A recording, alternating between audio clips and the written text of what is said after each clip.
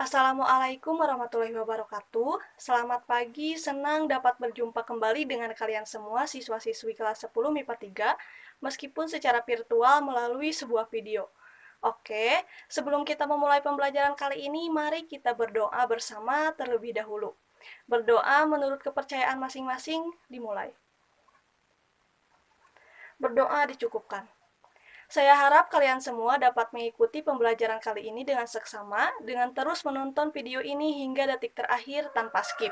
Oleh karena itu, untuk membuktikan kehadiran kalian pada pertemuan kali ini, silakan untuk mengisi presensi dengan format sebagai berikut pada kolom komentar di bawah video ini. Baik, saya ingin bertanya apakah kalian semua sudah siap untuk belajar biologi pada hari ini? Saya berharap kalian sangat siap untuk belajar biologi pada hari ini. Telah kita pelajari sebelumnya mengenai konsep keanekaragaman hayati, tingkatan keanekaragaman hayati, serta keanekaragaman flora dan fauna di Indonesia. Nah, dengan mempelajari semua itu, apakah kalian sudah dapat mengetahui manfaat dari keanekaragaman hayati itu apa? Apa saja yang dapat menjadi ancaman bagi keanekaragaman hayati? Lalu bagaimana cara untuk melestarikan keanekaragaman hayati tersebut? Semua itu akan kita bahas dalam materi keanekaragaman hayati di pertemuan kedua ini.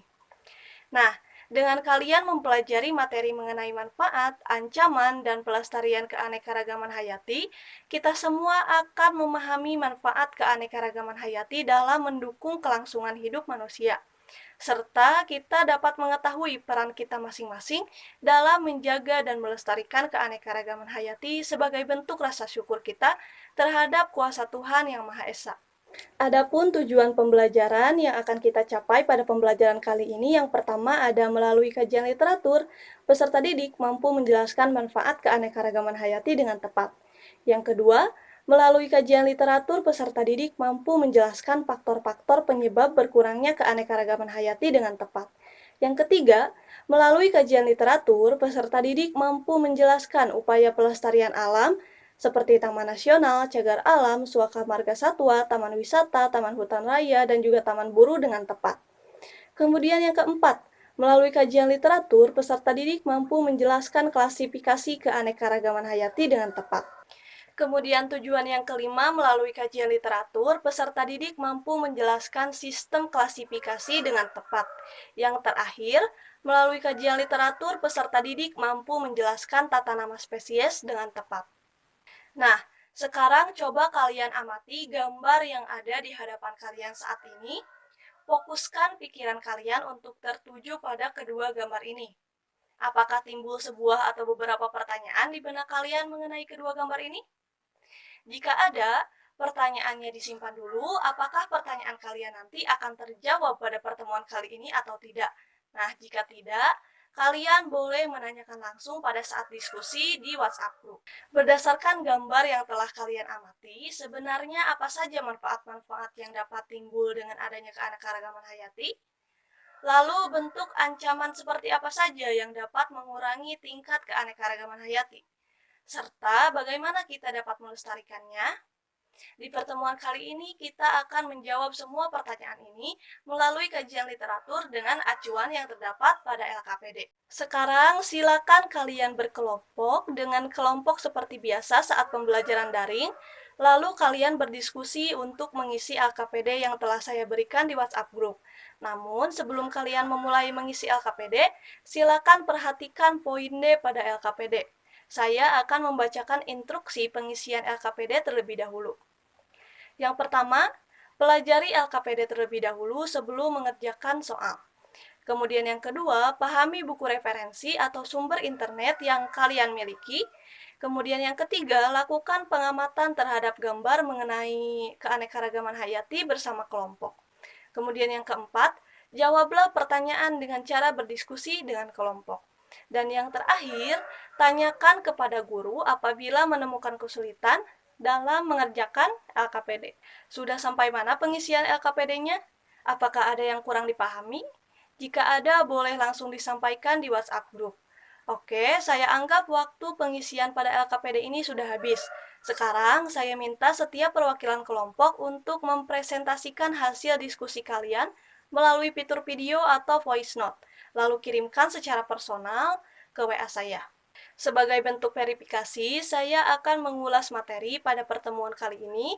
Harap kalian simak dan juga catat untuk menguatkan ilmu yang kalian peroleh pada pertemuan kita kali ini. Baik, materi yang pertama yaitu mengenai manfaat keanekaragaman hayati. Keanekaragaman hayati sangat bermanfaat bagi kehidupan makhluk hidup, terutama pada manusia. Manfaat keanekaragaman hayati meliputi berbagai bidang, antara lain ekonomi, pendidikan, ekologi, dan juga sosial budaya. Yang pertama, manfaat dalam bidang ekonomi. Hewan dan tumbuhan merupakan sumber daya alam yang dapat diperbaharui, sehingga dapat dimanfaatkan secara berkelanjutan. Beberapa jenis kayu memiliki manfaat bagi kepentingan masyarakat Indonesia, seperti untuk kepentingan ekspor. Misalnya saja pada kayu jati, jika diekspor akan menghasilkan devisa bagi negara kita. Beberapa tumbuhan juga dapat dijadikan sebagai sumber makanan yang mengandung karbohidrat, protein, vitamin, serta ada tumbuhan yang dapat dimanfaatkan sebagai obat-obatan dan juga kosmetik. Juga sumber daya yang berasal dari hewan dapat dimanfaatkan sebagai sumber makanan dan kegiatan industri, misalnya pada beberapa jenis ikan. Manfaat yang kedua yaitu manfaat dalam bidang ilmu pengetahuan dan juga teknologi. Kekayaan aneka flora dan fauna sudah sejak lama digunakan untuk pengembangan ilmu pengetahuan. Hingga saat ini masih banyak jenis hewan dan tumbuhan yang belum dipelajari dan belum diketahui manfaatnya. Dengan demikian, keadaan ini masih dapat dimanfaatkan sebagai sarana pengembangan pengetahuan dan juga penelitian untuk berbagai bidang pengetahuan itu sendiri. Sebagai contoh misalnya penelitian mengenai sumber makanan dan juga obat-obatan yang berasal dari tumbuhan. Keanekaragaman hayati merupakan lahan penelitian dan pengembangan ilmu yang sangat berguna untuk kehidupan manusia. Manfaat yang ketiga yaitu manfaat di bidang sosial dan budaya. Indonesia merupakan negara yang memiliki keanekaragaman agama, kepercayaan, dan juga adat istiadat. Beberapa daerah menggunakan hewan serta tumbuhan sebagai sarana upacara-upacara adat. Sebagai contoh, misalnya dalam upacara adat Jawa, seikat tumbuh-tumbuhan ini disajikan sebagai tutuwuhan. Lalu ada juga upacara kematian di Toraja yang menggunakan berbagai jenis tumbuhan yang dianggap memiliki nilai magis atau magic sebagai ramuan memandikan mayat. Baik, materi selanjutnya yaitu mengenai faktor-faktor yang mengakibatkan berkurangnya keanekaragaman hayati. Nah, beberapa faktor yang dapat mengurangi keanekaragaman hayati diantaranya yang pertama yaitu fragmentasi atau pemecahan, serta hilangnya habitat. Fragmentasi habitat terjadi akibat penggunaan lahan untuk berbagai keperluan manusia. Sebagai contoh penggunaan lahan hutan untuk pemukiman penduduk. Akibatnya, beberapa jenis tumbuhan dan hewan terpecah menjadi kelompok-kelompok kecil yang sangat rentan terhadap gangguan kepunahan. Faktor yang kedua yaitu introduksi spesies. Introduksi spesies adalah suatu upaya mendatangkan spesies asing ke suatu wilayah yang telah memiliki spesies lokal. Pada habitat yang baru, spesies asing ini kemungkinan dapat tumbuh dan juga berkembang biak dengan pesat sehingga akan mengalahkan populasi spesies lokal. Selanjutnya, pemanfaatan spesies hewan dan tumbuhan secara berlebihan atau eksploitasi. Manusia mengeksploitasi berbagai jenis hewan dan tumbuhan untuk memenuhi keperluan hidupnya. Sebagai contoh, misalnya burung cendrawasih yang telah diburu sampai titik ambang kepunahan. Nah, manusia ini memanfaatkan bulu burung untuk membuat berbagai perhiasan. Yang keempat, ada pencemaran lingkungan. Zat yang dapat menimbulkan pencemaran disebut dengan polutan. Adanya polutan di lingkungan dapat mengakibatkan punahnya beberapa spesies yang sensitif. Sebagai contoh, misalnya air limbah industri dapat mengakibatkan kematian beberapa jenis ikan. Kemudian selanjutnya ada pemanasan global atau global warming. Pencemaran udara oleh gas-gas rumah kaca seperti karbon dioksida dapat mengakibatkan peningkatan suhu di permukaan bumi atau lebih dikenal dengan istilah pemanasan global. Nah, pemanasan global ini dapat mengakibatkan berbagai dampak seperti mencairnya es di kutub utara dan juga selatan. Nah, peristiwa ini dapat mengakibatkan naiknya permukaan air laut sehingga beberapa pulau beserta flora dan faunanya akan tenggelam. Lalu yang terakhir ada industrialisasi pertanian. Nah, penerapan sistem pertanian monokultur yaitu menanam satu tanaman unggul dalam suatu lahan dapat mengurangi keanekaragaman hayati. Tindakan ini berarti meniadakan tanaman sejenis yang kurang atau tidak unggul. Selanjutnya, materi mengenai upaya pelestarian keanekaragaman hayati di negara Indonesia.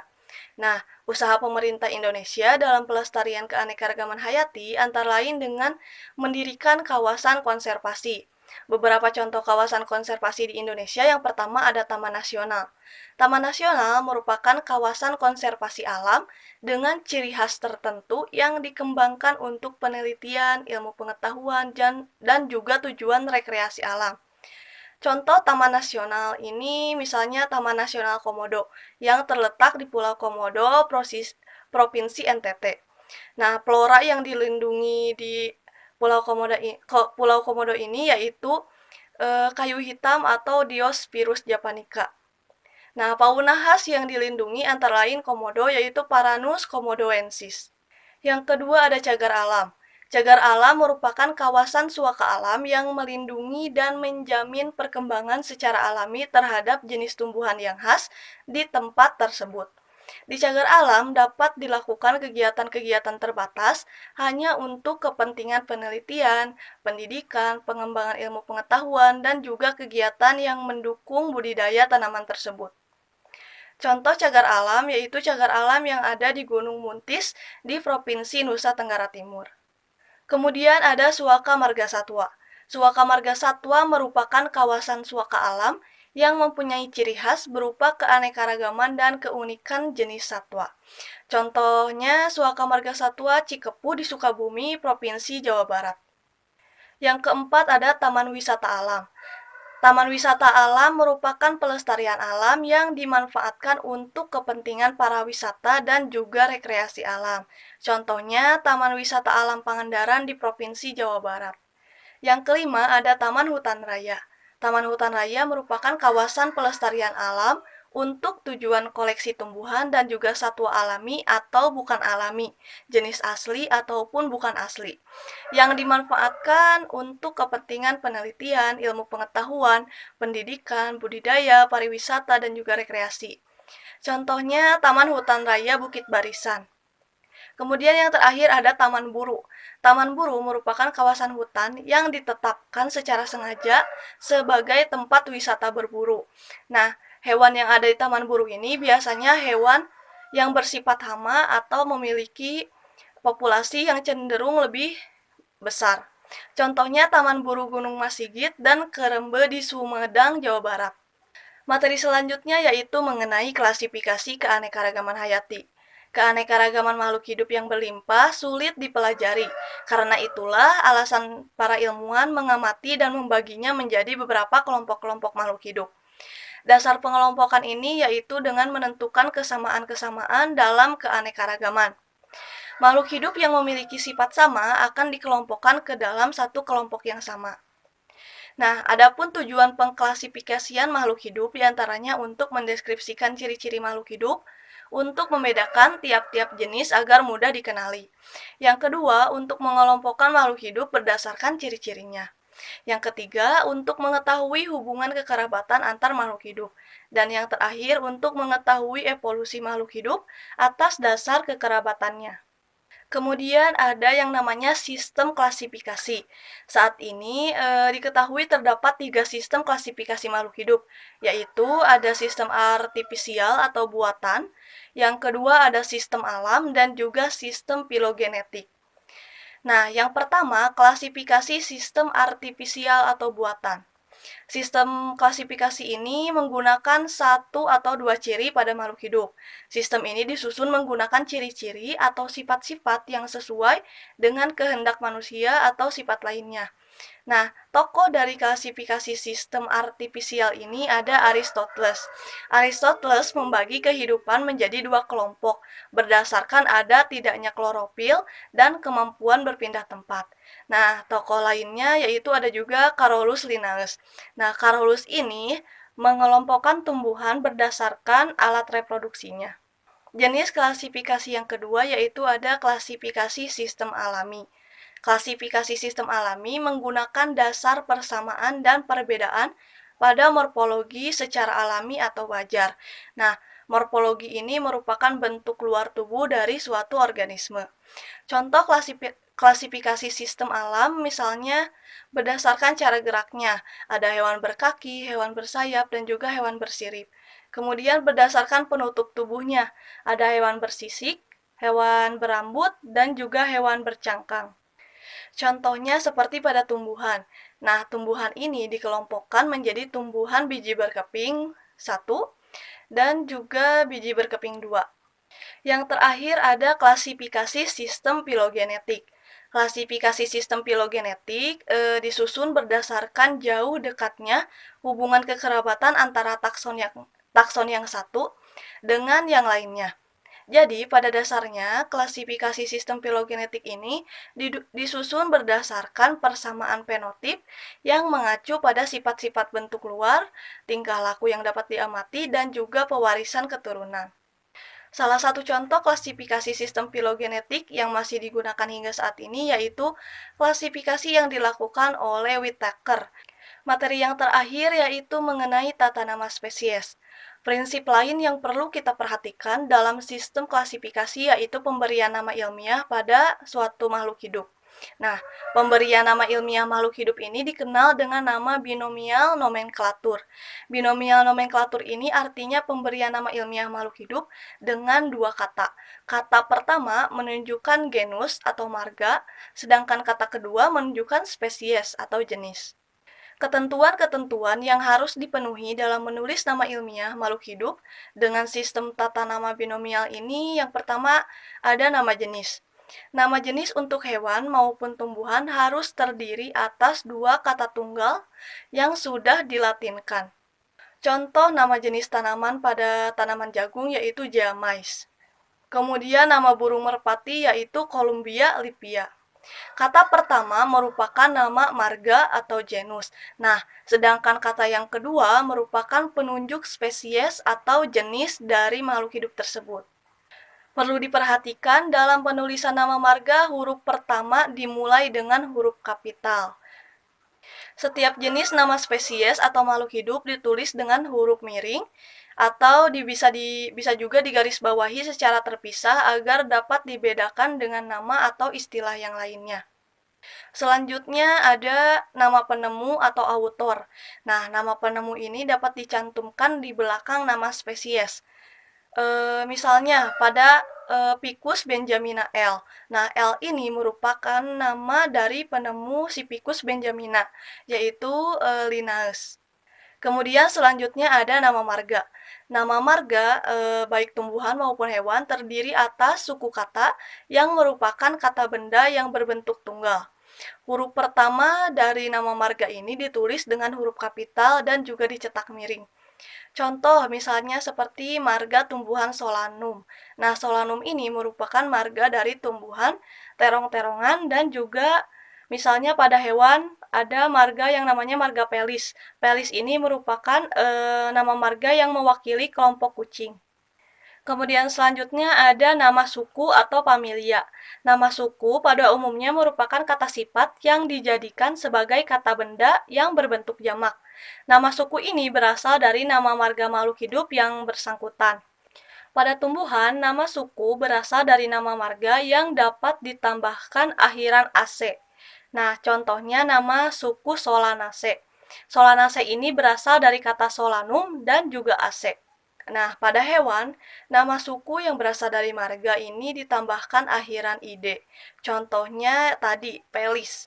Contoh nama sukunya itu menjadi Felidae, berasal dari kata Felis dan juga ide. Mungkin sekian yang dapat saya ulas mengenai materi pada pertemuan kali ini. Apakah ada yang dapat menyimpulkan secara singkat? Saya tunggu di WhatsApp group. Bagi yang berani menyimpulkan, akan saya berikan nilai tambahan. Sebelum mengakhiri pembelajaran pada pertemuan kali ini, saya akan memberikan hadiah untuk kalian semua yaitu berupa tugas. Untuk detail tugasnya, kalian bisa perhatikan tampilan yang ada di hadapan kalian saat ini. Terima kasih atas perhatian kalian semua, semoga tetap sehat dan juga semangat dalam melakukan pembelajaran di pertemuan lainnya.